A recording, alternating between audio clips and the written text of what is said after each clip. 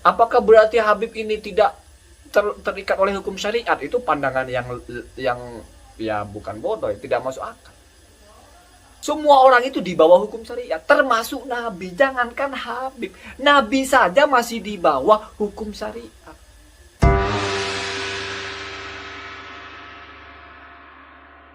Assalamualaikum warahmatullahi wabarakatuh. Bismillahirrahmanirrahim. Alhamdulillahirabbil alamin. Allahumma sholli ala sayyidina Muhammad wa ala alihi wa sahbihi ajmain, amma ba'du.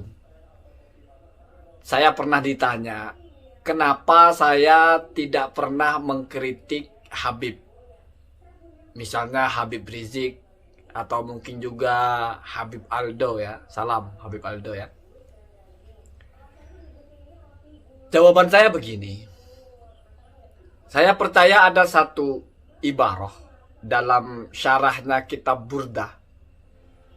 Petikannya kalau tidak salah begini. La yakbiduhumullahu hatta yatuba alaihim tamaman. Kalau tidak salah ya. Jadi para habaib itu, saya meyakini mereka punya jaminan. Pasti sebelum mereka berpulang ke rahmatullah itu sudah Allah ampuni, atau mereka sudah bertaubat dan Allah menerima taubatnya. Ya ini bukan hadis, ini juga bukan Al-Quran, ini ucapan ulama, tapi saya percaya. Dan itu yang membedakan habaib dengan bukan habaib. Ya kalian tidak setuju dengan itu silakan. Tapi saya sepakat. Saya sepakat bahwa misalnya ada habaib yang kita pandang salah. Saya hakul yakin. Mungkin saya yang salah memandang. Atau mungkin okelah benar-benar salah. Tetapi nanti akan husnul khotimah. Seolah-olah mendapat garansi agar akan husnul khotimah. Nah, ini yang tidak saya peroleh di dalam selain habaib. Bahkan ada ulama Madura, kiai dari Madura, di Sumeneb ya, saya tidak perlu sebut namanya. Beliau ini membuat sebuah perumpamaan yang menurut saya elegan sekali. Kata beliau, perumpamaan antara Habib dengan orang alim atau ulama yang bukan Habib, entah kiai, entah apa, itu seperti emas dengan uang. Jadi Habib ini emas, kiai yang alim alama itu uang. Apa perbedaannya? Kesamaannya dulu. Kesamaannya sama-sama mahal. Sama-sama bernilai. Tapi perbedaannya, kalau emas itu nilainya itu zatiyah. Nilainya itu melekat kepada dirinya secara permanen. Tidak pernah bisa terlepas. Menjadi satu kesatuan dengan barangnya. Sementara uang itu bernilai, apa masih bergantung kepada kebijakan yang lain. Misalnya uang 100.000. Oke, bernilai 100.000 kalau uangnya uang tahun 2020 atau tahun dimana masih berlaku sekarang. Tapi uang 100.000 tahun 50-an misalnya, yang sudah tidak berlaku, itu nggak ada nilainya, hanya seperti kertas. Jadi kalau uang sebesar apapun nilainya, sangat mungkin akan hilang nilai itu. Sementara emas tidak. Seberat apapun, seturun harga pun harga emas, senaik apapun harga emas, tetap setiap gramnya, bahkan di bawah gram miligramnya, itu tetap punya nilai sendiri yang tidak bergantung apapun. Jadi beda. Oke, uang 1 miliar, tapi uang 1 miliar tahun ini, 10 tahun lagi atau 100 tahun lagi itu sudah hanya kertas saja. Hanya kertas. Artinya uang ini, nilai dari uang itu masih bergantung kepada keadaan. Bergantung kepada kebijakan pemerintah. Kalau namanya bergantung, tidak integritas, tidak mandiri. Sementara habaib seperti emas, tidak bergantung apa-apa. Dia sudah punya nilai dengan dirinya sendiri. Jadi dia bernilai karena dia emas, sementara uang bernilai karena ada kebijakan pemerintah yang mengesahkan uang itu sebagai uang.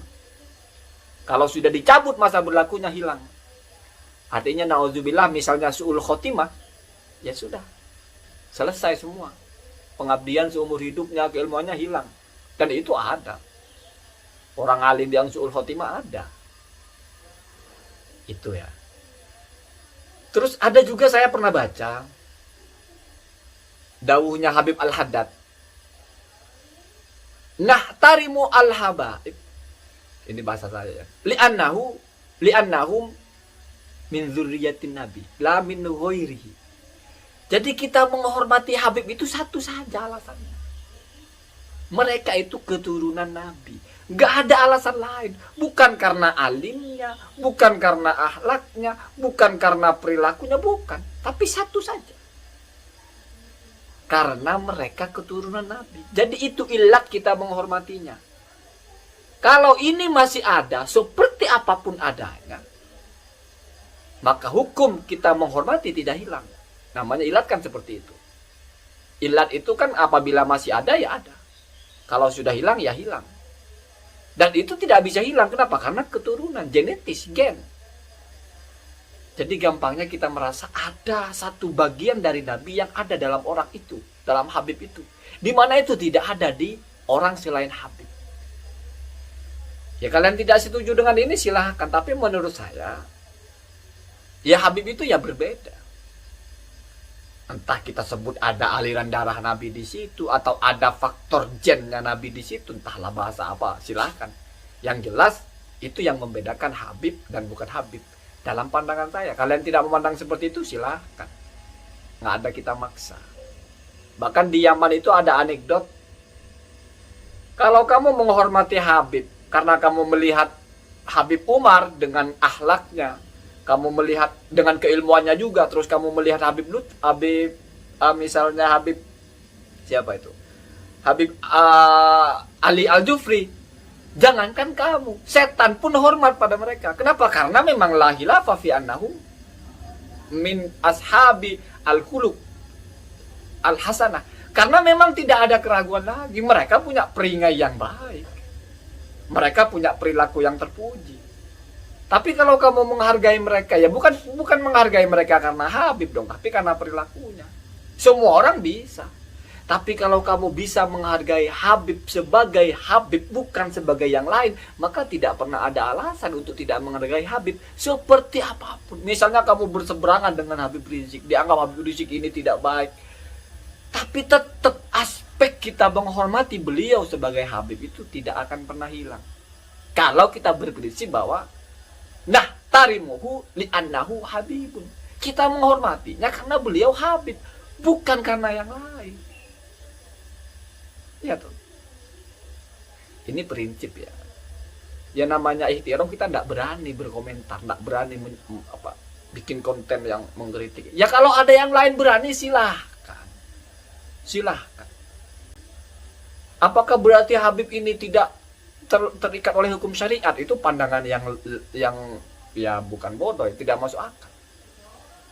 Ketika Imam Azhar ya, Syekh Ali Jum'ah ditanya, apakah Habib ini juga masih terikat oleh syariat? Beliau menjawab, kullun, semua, tahta as-syariah, tahta ahkami syariah. Semua orang itu di bawah hukum syariat, termasuk Nabi. Jangankan Habib, Nabi saja masih di bawah hukum syariat.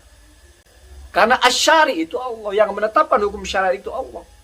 Nabi ketika membuat hukum syariat pun berdasarkan wahyu dari Allah. Tidak ada orang yang di luar hukum syariat. Habib sehebat apapun, jangankan Habib, Nabi juga. Buktinya, Nabi mendeklar bahwa kalau Fatimah yang mencuri anak saya potong tangannya. Artinya nggak ada tebang pilih kalau dalam soal syariat. Tetapi bagaimanapun tidak serta-merta ini menghilangkan keistimewaan habaib, karena keistimewaan itu bukan berarti bebas hukum syariat. Maka tidak ada ceritanya, oh Habib tidak dosa. Nggak ada begitu, apaan itu. Itu kita patut pertanyakan kehabibannya kalau ngomong, kalau Habib nggak dosa. Nggak ada begitu, aneh itu. Kalau di Indonesia kita bisa respect pada Habib karena melihat Habib Lutfi, berarti bukan karena Habibnya, tapi perilakunya.